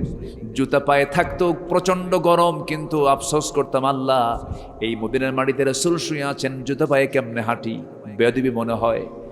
আমার বন্ধুগণ রসুল আমার দিওয়ানা হতে হবে, রসুল আমার প্রাণের চেয়েও প্রিয় হতে হবে। আল্লাহর কসম করে বলি, আল্লাহর কসম করে বলি, যেদিন আমার মদিনার সফর শেষ, যে মদিনা থেকে মদিনা এয়ারপোর্টের দিকে আমার গাড়ি যখন নিয়ে যাচ্ছে ড্রাইভার, আমার কাছে মনে হচ্ছিল আমার প্রাণের চেয়ে প্রিয় কাকে যেন মদিনায় রেখে যাচ্ছি। আমার ভাইয়েরা, নবীর প্রতি মহব্বত ছাড়া জান্নাত মিলবে না। নবীকে কাছে না পাওয়া পর্যন্ত জান্নাত মিলবে না। আমার নবী আমাকেও কখনো বলেন না। আম্মা জান আয়েশা সিদ্দিকা একদিন বলছেন, ইয়া রাসূলুল্লাহ, একটা কথা বলি কি, আপনি আমার জন্য একটু দোয়া করুন। কি দোয়া? আল্লাহ যেন আমাকে মাফ করে দেন। আমার নবী যে হাত উঁচু করে বলছেন, আল্লাহ আমার আয়েশার আগের পরের সব গুনাহগুলোকে মাফ করে দাও। আম্মা জান আয়েশার কান্না থেমে গেছে, মুখে হাসির ঝিলিক। রাসূল বলছেন, আয়েশা তুমি হাসো কেন, আনন্দ পাচ্ছ কেন? হুজুর আপনি আমার জন্য দোয়া করেছেন, আমার আগের পরের সমস্ত গুনাহগুলো আল্লাহ পাক মাফ করে দিয়েছেন, আমার বিশ্বাস। রাসূল বলছেন, আয়েশা রে, এই দোয়াটা শুধু আমি তোমার জন্য করি না, আমি সকাল সন্ধ্যা আমার উম্মতের জন্য দোয়া করি, আল্লাহ আমার উম্মতকে তার আগের পরের সমস্ত গুনাহগুলো মাফ করে দাও। আমার বন্ধুগণ, সেই নবীর কাছে মোহাব্বতটা উজাড় করে দিতে হবে। রসুলকে প্রাণের চেয়ে বেশি ভালোবাসতে হবে। খাঁটি মনে তওবা করতে হবে। রসুল হারাম কাজের দিকে তাকাতে মানা করেছেন, হারাম খাবার খেতে মানা করেছেন। রসুল কোনোদিন হারাম জিনিসের দিকে তাকান নাই, হারাম কিছুর দিকে তাকান নাই। রসুল যা করেছেন আমি তাই করব। আমার বন্ধুগণ, রসুল বলেছেন কোনো নারীর দিকে তাকাবা না, গুনাহে কবিরা হয়ে যাবে, মারাত্মক গুনাহ হয়ে যাবে। যুবকরা ইউসুফের মতো চরিত্রবান হও, নোংরামি করতে যেও না, অবৈধ কোনো সম্পর্ক জড়িও না, বিবাহ পূর্ব কোনো নোংরামিতে জড়িও না। মোবাইলটাকে মুসলমান বানায় রাখো, মোবাইলটাকে কাজে লাগাও, মোবাইলটাকে রিফ্রেশ করে ফেলো, ইসলামদের সেট আপ দিয়ে ফেলো। এর মধ্যে খারাপ কিছু অ্যাপস ঢুকিয়ে দিও না, এর মধ্যে খারাপ কিছু লিঙ্ক ঢুকায় দিও না। এই মোবাইল তোমাকে জান্নাতে নিতে পারে, এই মোবাইল তোমাকে জাহান্নামে নিতে পারে। আসতে কোন কেন? এটা তোমার জন্য একটা মেশিন। এই যে পানির বোতলের তো কোনো দোষ নাই, পানি আছে। এই বোতলে যদি কেউ মদ উঠায়, যে মদ উঠালো তার তো দোষ। মোবাইলকে দোষ দেওয়ার কি দরকার আছে? মোবাইল দিয়ে আপনি ফোনে কথা বলেন, জরুরি আদান প্রদান করেন, অফিসের কাজ করেন, সব কিছু করেন, কিন্তু এই মোবাইলকে আগে আমাকে চালাতে হবে। মোবাইল আমাকে চালাবে না, আমি মোবাইলকে চালাবো। আমি মোবাইলকে কন্ট্রোল করব, মোবাইল আমাকে কন্ট্রোল করবে না। এমন করে তোমাকে চলতে হবে যুবক। নোংরামির দিকে যাওয়া যাবে না। বিয়ের প্রয়োজন হয়ে যাবে, আস্তে করে পারিবারিকভাবে বলে ফেলবা, বাবা আমার যৌবন তো আছে, আমার বয়স হয়ে গেছে, আমাকে বিয়ে করাও। নারীর দিকে আমার টান চলে আসে, আমি যৌন কি বলে জেনার কাছেও যেতেও পারি, আমার গুনাহ হয়ে যেতে পারে, তাড়াতাড়ি বিয়ের ব্যবস্থা করে দাও। মুখ ফুটে বলে ফেলবা, বিয়েটা করে ফেলবা। রসুল বলেছেন আন-নিকাহু নিসফুল ঈমান, বিয়েটা হলো ঈমানের অর্ধেক। রসুল যে সমাজ গড়েছিলেন সেই সমাজে বিয়েটাকে সহজ করেছেন, জেনাটাকে কঠিন করে দিয়েছেন। কিন্তু দুঃখজনক হলেও সত্য, আজকের দেশের সমাজে বিয়েটা কঠিন, জেনাটা সহজ। ঠিক কিনা? জেনাটা সহজ হয়ে গেছে। রসুল বিয়েটাকে সহজ করে দিয়েছেন। বিয়ে করার জন্য রসুল বলেছেন যৌবন হলো শর্ত, বয়স হলো শর্ত, রিজিকের দায়িত্ব কার? আসতে বলবেন না কার? বরং যে ব্যক্তি বিয়ে করবে, আল্লাহ পাক তার রিজিকটা চতুর্দিক থেকে ছড়ায় দিবেন, বাড়ায় দিবেন। বিয়ে করবেন না, বরকত পাবেন না, তলাবিহীন ঝুড়ি হবে আপনার। বিয়ে করবেন, তলা পেয়ে যাবেন, যা কামাই করবেন থাকবে। আর বিয়ে করবেন না, কামাই করবেন, তলাবিহীন ঝুড়ি, তলা নাই, সব সম্পদ শেষ, নষ্ট হয়ে যাবে। ঠিক কিনা যুবকরা? যুবকদের পক্ষে কত কোনো আওয়াজই দেয় না। রাগ করতেছো যুবকরা তোমরা? আমার নবীজির কাছে এক যুবক এসে বলে, ইয়া রাসূলুল্লাহ, আমার বয়স হয়ে গেছে, আমার বিয়ের দরকার, কালো মানুষ, আমাকে কোনো মহিলা পছন্দ করে না, আমার কি বিয়ে হবে না? রাসূল বলছেন, কে বলছে তোমার বিয়ে হবে না? তোমার বিয়ে হয়ে যাবে। আমি তোমার বিয়ের ঘটকের দায়িত্ব পালন করলাম। হুজুর ঠিক আছে, কাকে বিয়ে করব আমি? যাও হুরে মদিনার একটা সুন্দরী মেয়ে আছে, ইবনে ওহাবের ছেলে মেয়ে, যাও প্রস্তাব দিয়ে দাও। হুজুর আমি একা গিয়ে বলতে পারবো না, আপনি আমাকে লিখে দেন। আমার নবী একটা চিঠি লিখে দিলেন। সেই চিঠিটা মেয়ের বাবার কাছে গিয়ে বলছেন, এই মেয়ের বাবা, ইবনে ওহাব চিঠিখানা পড়ো, তাড়াতাড়ি ব্যবস্থা করো। মেয়ের বাপ চিঠিখানা হাতে নিলেন, মিম মুহাম্মদ সাল্লাল্লাহু আলাইহি ওয়াসাল্লাম। চিঠিখানা পড়ি বলতেছে, রিসালাতুন আযীমা, সম্মানজনক চিঠি। এই চিঠি কি কখনো অপমান করা যায় নাকি? রাসূল চিঠি পাঠিয়েছেন, আমি তো রাজি আছি, কিন্তু তুমি তো কালো, দেখি আমার মেয়েটার আছে হয় কিনা। মেয়ের কাছে গিয়ে বলা মাত্র মেয়ে কান্দে। মেয়ে বলছে, বাবা বুঝতে ভুল করো কেন? রসুল যে ছেলেকে পাঠিয়েছেন সে কালো হোক আর ধলা হোক এটা আমার দেখার বিষয় না। নবীজির পছন্দ আমার পছন্দ, নবী যাকে পছন্দ করেছেন সে আমার জীবনের একমাত্র স্বামী হবে। জোরে বলেন সুবহানাল্লাহ। মেয়ে রাজি হয়ে গেছে, বাপ এসে বলছে যাও, আমার মেয়ে রাজি। ছেলের আনন্দ দেখে কে?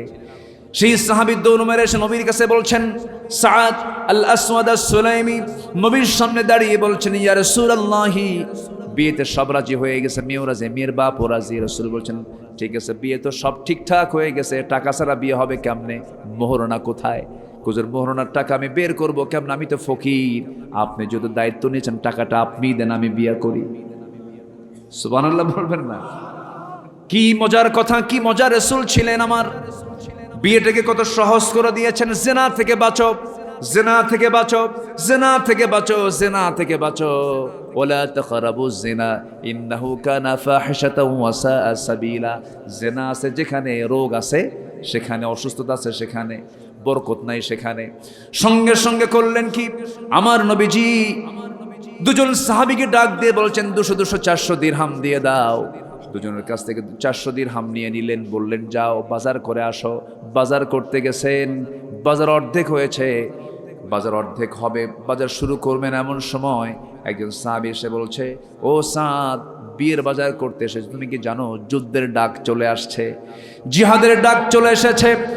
বিয়ের বাজার বন্ধ করলেন, ঘোড়া কিনলেন, তরবারি কিনলেন, যুদ্ধে ঝাঁপিয়ে পড়লেন, শহীদ হয়ে গেলেন। আমার নবীজির কানে সংবাদ চলে গেল, রাসূল কাঁদতে কাঁদতে জিহাদের ময়দানে চলে গেলেন।